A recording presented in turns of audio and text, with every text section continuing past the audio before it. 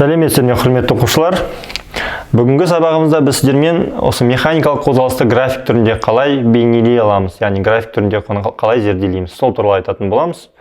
Ең алдымен механикалық қозғалысты график түрінде беру үшін біз сіздермен өткен сабақтан кейбір элементтерді есімізге түсірейік. Ол элементтердің бірі бізде орын ауыстыру. Біз айттық қой, түзу сызықты қозғалыс болған кезде, яғни траектория түзу сызық болған кезде бізде жүрілген жолмен орын ауыстырудың модулі бірдей болады. Ал орын ауыстыру дегеніміз өткен сабақтан, S жоғары жағында бағдаршасы бар вектор, векторлық шама болғандықтан, ол бізде соңғы координатаның бастапқы координатаның айырымы.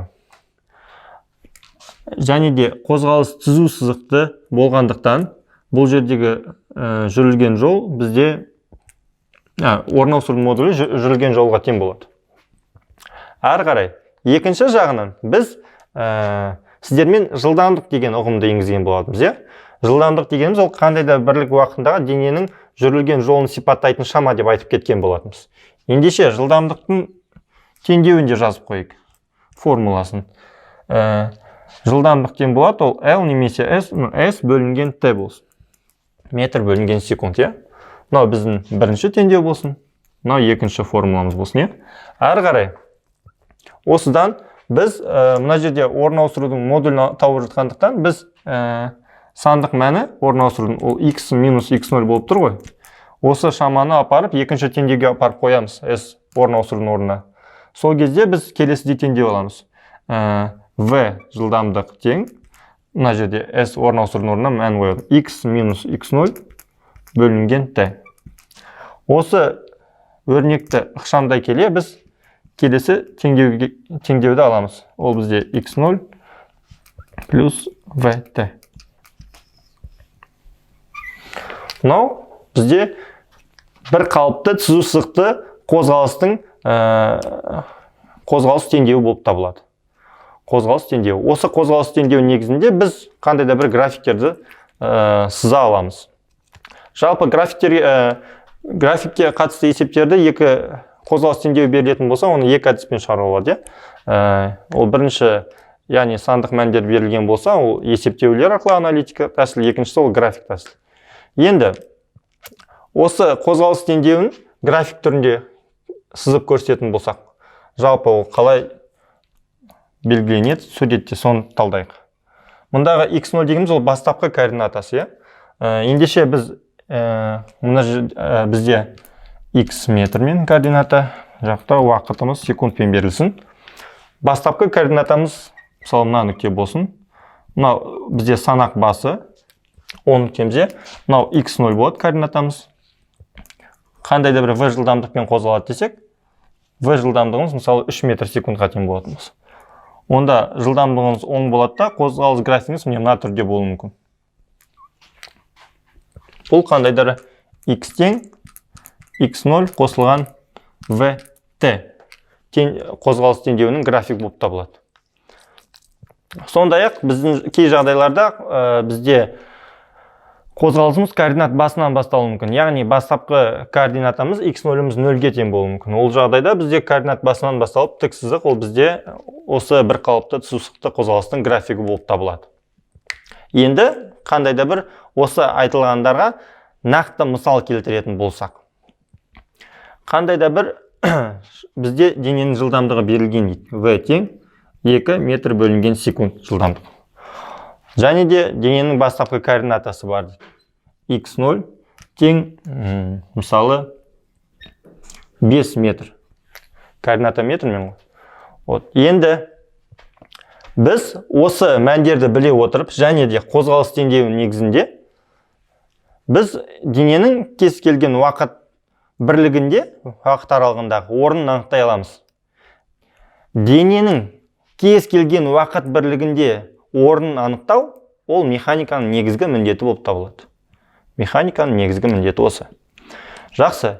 Бұл жағдайда соңғы координат, x координатаны қалай табуға болады? Соңғы координатаны табу үшін біз мына жерге t уақыттың орнына сандық мәндер береміз. 0-ден бастап кез келген санды, иә. Нәтижесінде біз оның қандай да бір мысалы 5 секундтан кейінгі орнын анықтағымыз келсе, t уақыттың орнына 5-ті қоямыз. Сол кезде 5-ті 2-ге көбейтеміз, 10, және де бастапқы координатаны қосамыз. 5-ті сол кезде 5 секундтан кейінгі дененің соңғы координатасы 15-ке тең болады. Бұл аналитикалық тәсіл арқылы осылай есептеуге болады, иә. Және де оның графигі, мысалы, осы мәндердің негізіндегі графигін сызып көрсетуге болады.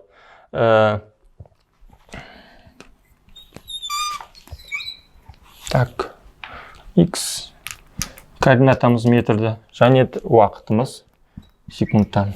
Масштабын белгілейміз. Бастапқы координатамыз 5 болатын болса, мысалы, әр масштабымыз 5-ке тең болады. 10, 15, 20 сәйкесінше. Қандай да бір айттық 5 секундтан кейінгі уақытын анықтайық дедік. Яғни мына бөліктерін біз 5 масштабпен қарсы 5, 10, 15, 20 тағы да солай. 5 секундтан кейін мәнін анықтайтын болсақ, мына жерде мәнін береміз. Нәтижесінде оның графигі бізде соңғы координатасы 15 болады. Бастапқы координатасы бізде 5 болды. Енші графигі міне. Мынау бізде жаңағы біздің мысалдағы дененің қозғалысының графигі. X тең 5 қосылған 2t. Енді бұл бізде қандай да бір аналитик тәсіл негізінде, яғни сандық мәндер берілу негізінде, біз оның қандай да бір орнын анықтадық кез келген уақыт моментінде. Сондай-ақ бұл жердегі жылдамдықтың мәніне қарасаңыздар, ол оң шама болып тұр.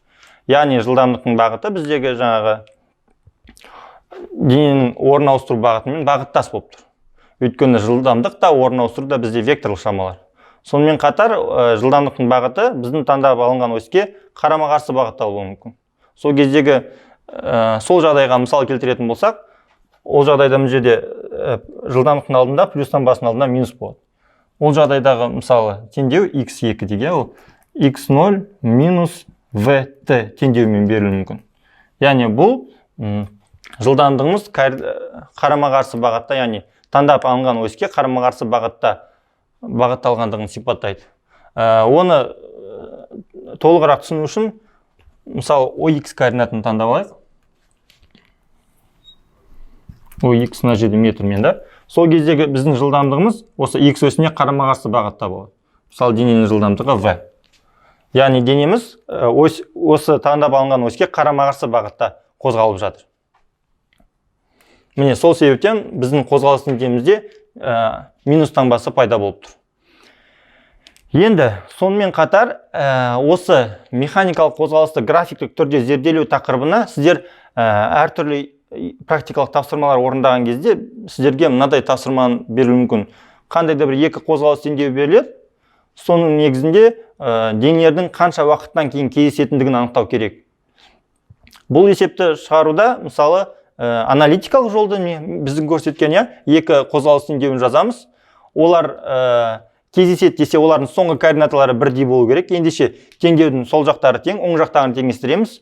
Сөйтіп барып біз олардың қанша уақыттан кейін кездесетіндігін анықтай аламыз. Содан кейін біздегі берілген екі теңдеудің кез келгеніне қойып, біз олардың қай жерде кездесетінін анықтай аламыз. Бұл аналитикалық, Енді графиктік тәсілде. Графиктік тәсілде осы есепті, яғни осы екі дененің қайда кездесетіндігін қалай есептеуге болады графиктік тәсілді пайдаланып. Соған көшейік, жерді өшірейін, дайындап.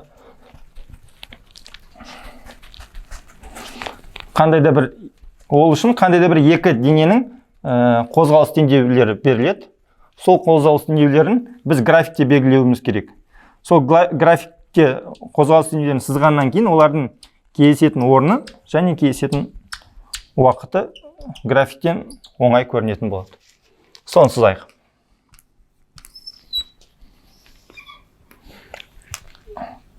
X метр.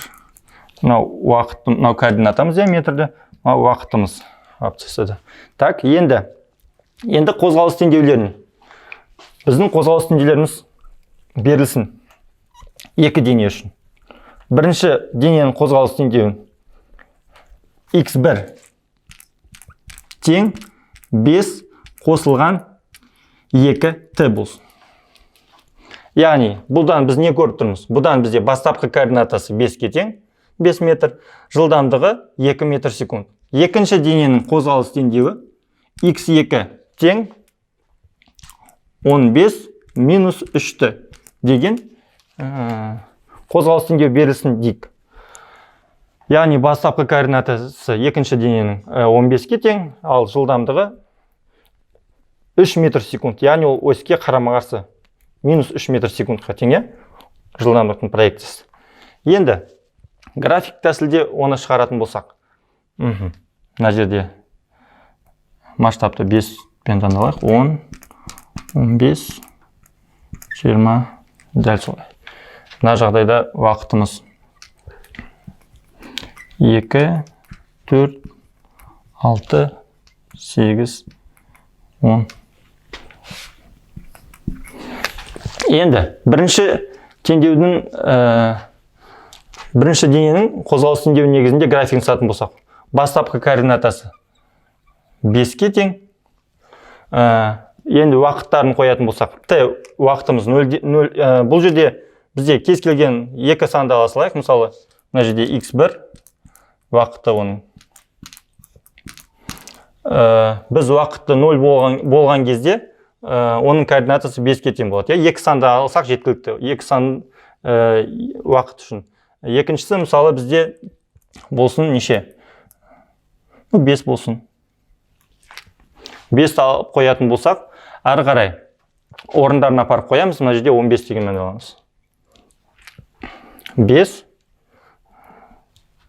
5-іміз мына жер болады. Екі нүкте бізде жаңағы бірінші дененің қозғалысының графигі. Ары қарай екінші денеміздік 15 минус 3-ті. Екінші дене үшін, қозғалыс денесі үшін біз 2 мән береміз, 0, және де дәл сол 5-ті бере салайық. 5-ті берейік. Сол кезде t уақыттың орнына 0-ді қойған кезде біздің координатамыз 15-ке тең болады. Және t уақыттың орнына 5 қойған кезде координатамыз 0 болады. Міне, бастапқы координатамыз 15, және 5 секунд уақыты кезіндегі координатамыз 0.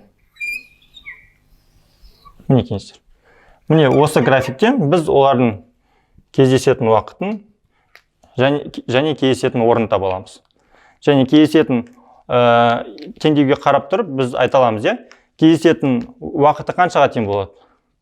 Және де кездесетін координатасы қаншаға тең болады? Кездесетін уақыты бізде неге тең болады? 2 секундқа тең болады. 2 секундқа тең болатын болса, кездесетін орны бізде тең болады 10-ға. Жалпы осы бүгінгі сұрақта. Яғни тексеріп көрейік. Орындарын, яғни аналитикалық тәсілде оларды теңестіреміз ғой. Сол кезде бізде неше болады? 15 t тең 2 болады. 2 ары қарай апарып орындарына қоямыз, 2 секунд қоямыз, 9 болады, кешіңіз, не екенсіз? 9. 2 және 9.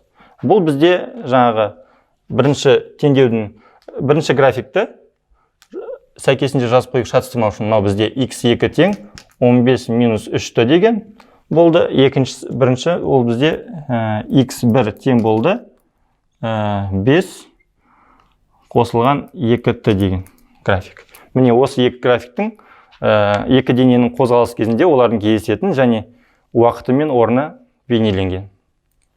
Бүгінгі сабақта, яғни осы механикалық қозғалысты график түрде зерделеу осымен тамамдалды. Жалпы сіздер нені біле білгерсіздер? Екі әдіс бар екендігін, аналитикалық және графиктік. Осы екі әдісті есептеу барысында қолдана білулеріңіз қажет. Назарларыңызға рахмет. Сабақ аяқталды. Сау болыңыздар.